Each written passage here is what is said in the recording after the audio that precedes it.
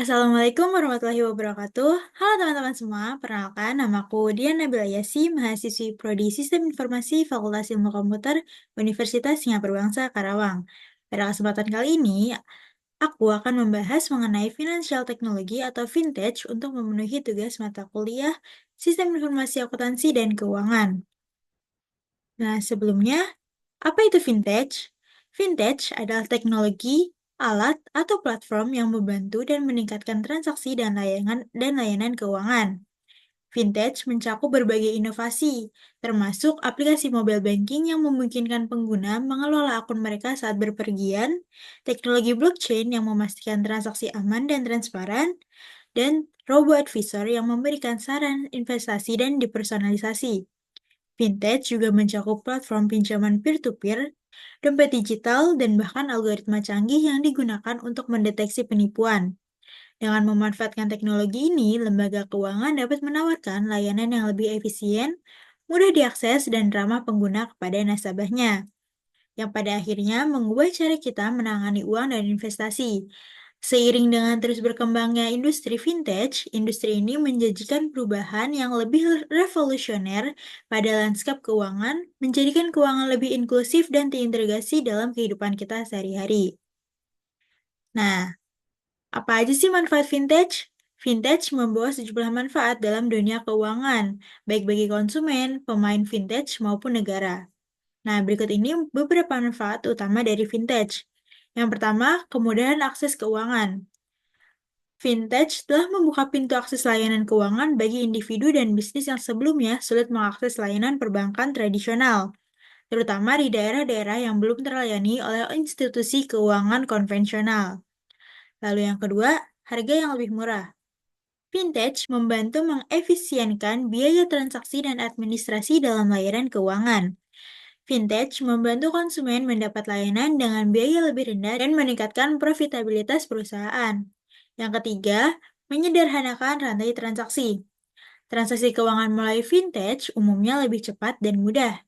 Misalnya, yang dulu memakan waktu berhari-hari sekarang bisa dilakukan hanya dalam hitungan menit. Lalu yang keempat, mendorong transmisi kebijakan ekonomi. Vintage dapat membantu pemerintah merumuskan dan mengimplementasikan kebijakan ekonomi. Data yang dihasilkan oleh platform vintage dapat memberikan wawasan berharga bagi pembuat kebijakan. Di Indonesia, vintage turut mendorong Strategi Nasional Keuangan Inklusif atau SNKI. Lalu yang terakhir, meningkatkan ekonomi masyarakat. Vintage dapat menjadi pendorong pertumbuhan ekonomi yang kuat dengan memfasilitasi transaksi keuangan yang lebih efisien, meningkatkan produktivitas bisnis, dan mengurangi biaya. Vintage membantu menciptakan lingkungan ekonomi yang lebih sehat.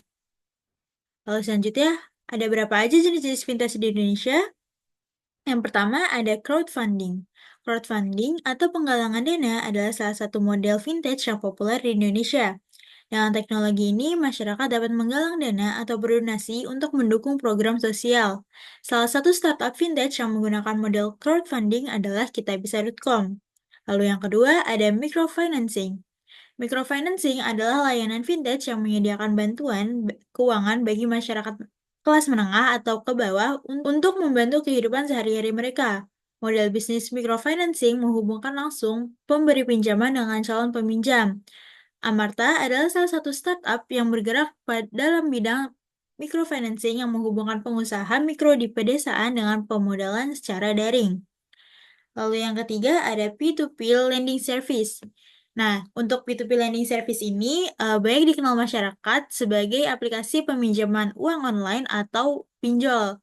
Dengan bantuan vintage ini, konsumen dapat dengan mudah meminjam uang untuk memenuhi berbagai kebutuhan hidup tanpa harus melewati proses yang rumit, seperti yang sering terjadi di bank konvensional. Nah, untuk contoh vintage yang berfokus pada peminjaman uang adalah Awan Tunai. Nah, Awan Tunai ini merupakan sebuah startup yang menyediakan fasilitas cicilan digital yang aman dan mudah. Lalu yang keempat ada market comparison. Melalui vintage ini, pengguna dapat membandingkan berbagai produk keuangan dari sumber penyedia jasa keuangan. Vintage juga dapat digunakan sebagai alat perencana keuangan, membantu pengguna memilih berbagai pilihan investasi untuk keperluan di masa depan. Lalu yang terakhir ada digital payment system. Nah, untuk digital payment system ini berfokus pada penyedia layanan pembayaran tagihan seperti pulsa, kartu kredit, tagihan listrik PLN, dan untuk contohnya ada Dana. Dana adalah salah contoh fintech yang bergerak dalam sistem pembayaran digital. Fintech ini biasanya berbasis agen dan membantu masyarakat, terutama mereka yang tidak memiliki akses ke perbankan, untuk membayar berbagai macam tagihan bulanan. Nah, untuk selanjutnya, aku akan menjelaskan salah satu dari jenis fintech ini, yaitu jenis fintech crowdfunding melalui platform Kitabisa. Nah, untuk selanjutnya, apa itu Kitabisa? Kitabisa merupakan sebuah aplikasi dan situs web asal Indonesia yang digunakan untuk penggalangan dana online. Kampanye penggalangan dana yang difasilitasi secara digital antara lain penggalangan dana medis, kemanusiaan, dan bantuan bencana. Kita bisa juga melayani pembayaran zakat bagi masyarakat Muslim di Indonesia. Nah, berdasarkan data per bulan September tahun 2022, platform kitabisa.com sudah berhasil memberikan donasi sebanyak lebih dari 500 miliar kepada pihak yang membutuhkan. Sejak berdiri di tahun 2013, platform Kitabisa telah digunakan oleh lebih dari 7 juta pengguna dan menyalurkan bantuan 170.000 inisiatif sosial. Selain itu, Kitabisa telah menggandeng ratusan yayasan dan lembaga sosial di 34 provinsi di Indonesia dan lebih dari 150 rumah sakit di Indonesia dan sebanyak 63.000 donasi disalurkan setiap harinya.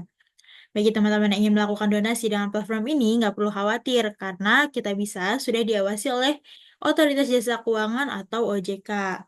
Nah, untuk selanjutnya, aku akan membahas mengenai bagaimana cara mendaftar kitabisa.com dan juga bagaimana cara berdonasi di kitabisa.com. Nah, untuk teman-teman yang ingin mendaftar ke aplikasi atau website kitabisa.com, teman-teman bisa langsung ketik aja kitabisa.com login. Lalu selanjutnya, kita pilih yang ini. Nah, di sini sudah terlihat tampilan kitabisa.com-nya. Nah, kalau teman-teman mau daftar, teman-teman bisa langsung klik ke halaman akun. Lalu setelah itu bagi teman-teman yang belum memiliki akun, teman-teman bisa daftar dulu. Di sini ada pilihan mendaftar menggunakan nomor WhatsApp atau email, atau bisa juga dengan Apple ID, Google, atau juga Facebook. Nah, di sini aku akan mendaftar menggunakan Google. Nah, di sini teman-teman bisa pilih aja akun Google mana yang akan teman-teman daftarkan untuk mendaftar di kitabisa.com ini. Ini tinggal pilih lanjut. Nah, setelah itu bisa bisa kita lihat di sini teman-teman sudah memiliki akun kitabisa.com. Nah, untuk akun sendiri, untuk di halaman akun ini sendiri, teman-teman bisa mengedit profil teman-teman dengan memasukkan nama lengkap, email, tanggal lahir, dan juga bio singkat. Nah, selanjutnya juga di sini terdapat kantong donasimu. Nah, selanjutnya terdapat pengingat donasi, donasi otomatis. Ini bagi teman-teman yang ingin mendaftarkan atau mengaktifkan akun donasi otomatis ini, nantinya donasi teman-teman akan langsung tersalurkan secara rutin ke penggalangan dana pilihan teman-teman. Nah, selanjutnya ada saya menunaikan zakat. Nah, di sini untuk menunaikan zakat ini lebih detailnya bisa download di aplikasi Kita Bisa. Nah, selanjutnya ada pengaturan. Di sini teman-teman bisa memilih mengaktifkan donasi sebagai anonim, yang artinya nama teman-teman nggak akan muncul nih. Lalu selanjutnya di sini juga ada akun terhubung, ubah kata sandi, hapus akun atau keluar. Selanjutnya di sini ada bantuan tentang Kita Bisa, syarat dan ketentuan akuntabilitas dan transparansi dari Kita Bisa. Nah, kita langsung masuk aja ke halaman donasi. Di sini ada fitur mencari donasi. Di sini ada beberapa kata kunci pilihan seperti masjid, panti, balita. Di sini juga ada beberapa penggalangan dana dan juga kategori penggalangan dana. Di sini kita bisa pilih salah satu, contohnya seperti menolong hewan. Nah, di sini teman-teman langsung mendapatkan rekomendasi 3 teratas dari donasi penggalangan hewan ini nih teman-teman. Nah, di sini juga terdapat filter kategori. Kategori sendiri yang ada di Kita Bisa ini ada kategori bencana alam, balita dan anak sakit, bantuan medis dan kesehatan, lalu ada kategori lain seperti bantuan pendidikan, lingkungan, kegiatan sosial, infrastruktur umum, karya kreatif dan modal usaha, menolong hewan, rumah ibadah, difabel, zakat, panti asuhan, kemanusiaan, dan juga wakaf nih teman-teman. Di sini juga ada filter mengurutkan, teman-teman bisa pilih, eee, teman-teman bisa melihat nih donasi yang paling mendesak atau donasi yang terbaru. Nah, di sini juga terdapat filter. Di sini kita bisa memilih donasi yang diselenggarakan oleh Kitabisa atau digalang oleh yayasan atau bahkan digalang oleh publik nih teman-teman. Nah, di sini kita bisa pilih digalang oleh publik kalau kita terapkan filter. Nah, di sini akan langsung otomatis muncul nih teman-teman. Selanjutnya, di sini terdapat berbagai macam donasi-donasi yang bisa kita salurkan. Contohnya seperti donasi bantu hewan liar dan terlantar. Nah, di sini aku akan memberikan cara bagaimana, berdonasi nih teman-teman. Nah, di sini, terdapat deskripsinya untuk, atau cerita penggalangan dana ini teman-teman. Nah, di sini bisa kita lihat selengkapnya, di sini terdapat sumber-sumber atau berita-berita mengenai hewan-hewan yang terlantar nih. Nah, di sini juga terdapat, beberapa kabar update yang update oleh si penggalang dana ini. Lalu di sini ada fundraiser, pencairan dana, di sini kita bisa melihat, transparansi dana yang sudah dicairkan nih teman-teman. Ini, bisa kita lihat di sini sudah beberapa kali dicairkan. Lalu selanjutnya di sini juga ada riwayat donasi dari orang baik dan juga doa dari orang-orang baik. Nah, di sini kita bisa langsung aja berdonasi. Nah, di sini ada beberapa pilihan, yaitu mulai dari 10.000 yang dibuat otomatis oleh aplikasi Kitabisa ini. Nah, selanjutnya ada 100.000 untuk bantu pakan hewan, 150.000 untuk bantu vaksin rabies, dan juga lain-lainnya. Di sini juga kita bisa menuliskan nominal donasi kita nih, teman-teman. Misalnya di sini aku mau mendonasi sekitar Rp50.000. Di sini bisa langsung klik aja lanjut pembayaran. Lalu di sini ada beberapa metode pembayaran yang bisa dilakukan, yaitu melalui kantong donasi, GoPay, QRIS, Shopee, Dana, Link Aja, atau bisa juga melalui virtual account, melalui virtual account BCA, Mandiri, BRI, BNI, dan juga lain-lainnya. Dan juga bisa melalui transfer bank yang diverifikasi manual selama 1 kali 24 jam dengan minimal nominal Rp10.000. Dan juga yang terakhir ada pembayaran melalui kartu kredit. Di sini, aku akan mencoba berdonasi melalui QRIS. Di sini teman-teman bisa pilih langsung QRIS aja. Nah, di sini juga teman-teman bisa, menambah donasi untuk melindungi keluarga duafa lewat perlindungan jiwa saling jaga. Di sini teman-teman bisa menambahkan, contohnya aku akan menambahkan Rp20.000. Nah, di sini, pembayaran melalui QRIS, lalu selanjutnya di sini juga terdapat pilihan untuk menyembunyikan nama saya atau nama pendonasi sebagai anonim.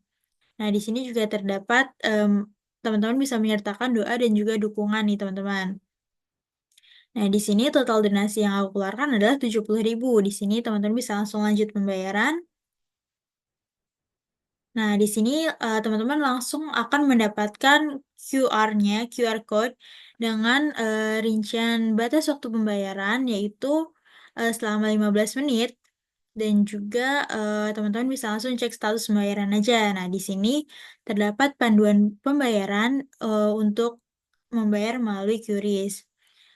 Nah, di sini juga teman-teman bisa, memilih untuk donasi ke penggalangan lain.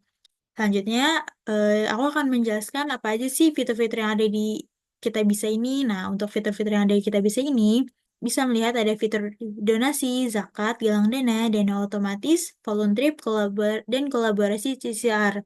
Di sini juga terdapat beberapa pilihan penggalangan dana mendesak yang bisa teman-teman donasikan nih teman-teman. Nah, di sini juga terdapat rekomendasi kegiatan baik, program spesial dari Kitabisa, lalu pilihan dari Kitabisa. Di sini, teman-teman bisa langsung donasi ke salah satu penggalangan dana ini, teman-teman. Nah, di sini juga terdapat beberapa rekomendasi penggalangan dana. Dan yang terakhir ada doa-doa orang baik. Nah, selanjutnya ada informasi mengenai tentang kita bisa saling jaga keluarga, kolaborasi perusahaan dan brand. Ini kita juga selain kita berdonasi, kita juga bisa menggalang dana nih teman-teman. Nah, di sini ada beberapa cara atau langkah-langkah untuk menggalang dana di Kitabisa. Nah, yang pertama itu adalah pilih jenis galang dana. Galang dana di Kitabisa ini ada dua jenis, yaitu galang dana kebutuhan medis dan non-medis. Dan yang selanjutnya ada isi form pembuatan galang dana. Isi form secara lengkap dan dengan mengikuti instruksi yang diberikan.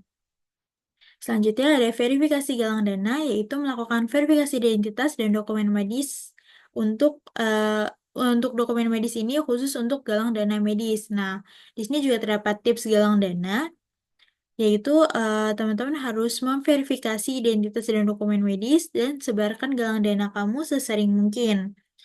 Nah, di sini bisa teman-teman bisa langsung klik aja galang dana sekarang Nah, di sini juga terdapat beberapa pertanyaan yang sering ditanyakan oleh penggalang dana lain-lainnya nih. Lalu selanjutnya terdapat donasi saya. Nah, pada halaman donasi saya ini teman-teman bisa melihat kebiasaan teman-teman berdonasi ini nih. Untuk detailnya teman-teman bisa langsung download aja di aplikasi Kita Bisa. Selanjutnya dapat halaman inbox dan yang terakhir tadi ada halaman akun. Nah, mungkin segitu aja pembahasan kali ini. Kurang lebihnya mohon maaf. Terima kasih. Wassalamualaikum warahmatullahi wabarakatuh.